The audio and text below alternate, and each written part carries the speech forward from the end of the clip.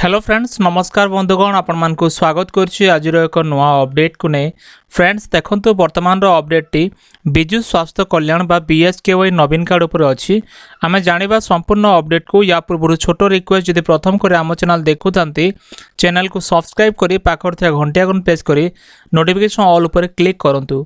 देखो फ्रेंड्स वर्तमान जो नूतन अपडेट आसी अच्छी विजु स्वास्थ्य कल्याण कार्ड जहाँकि बीएसकेवाई नवीन कार्ड नाम आपण आवेदन करेंगे। यार जो आवेदन समय सीमा जो रोचे जनवरी 6 रु जनवरी 16 पर्यंत रोचे किंतु वर्तमान आपण जदि वेबसाइट को आसीबे रजिस्टर नाउ ऊपर क्लिक करेंगे। क्लिक कला पर देखंतु एबले डिक्लेरेशन फॉर्म आसीबो।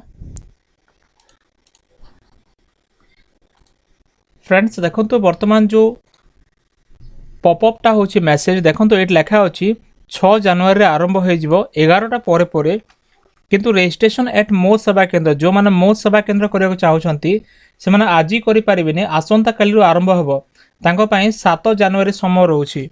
एथपाई आपण जदि आवेदन करने को चाहते बीएसकेवाई नवीन कार्ड आपण को मो सेवा केन्द्र को जावाक हम आठी फ्री आवेदन करेंगे। आसंता काली आपण मैंने करेंगे। फ्रेंड्स वर्तमान अपडेट जहाँ आसुच्छी देखो जमी आप रजिस्टर ना उपर क्लिक करेंगे वेबसाइट रे नो सर्विस बा सर्विस अनअवेलेबल देखा कहीं एबे से सेटअप कर जो मेंटेनेंस काम चली एथपाई हो तो किसी समय लगिपे कि घंटे 2 घंटा पर पुणी आरंभ हो जापे और हेवी लोड है बेले ट्राफिक ये हेवी लोड होची ए समय एमती होता है। फ्रेंड्स तो फ्रेंड्स इतना वर्तमान अपडेट जदि वीडियो भल होता है वीडियो को लाइक करूँ चैनल को सब्सक्राइब करूँ सांग मान शेयर करूँ एमती अपडेट पाइबा निश्चय टेलीग्राम और व्हाट्सएप ग्रुप में जॉइन करूँ। फ्रेंड्स देखा आर एक वीडियो रे धन्यवाद।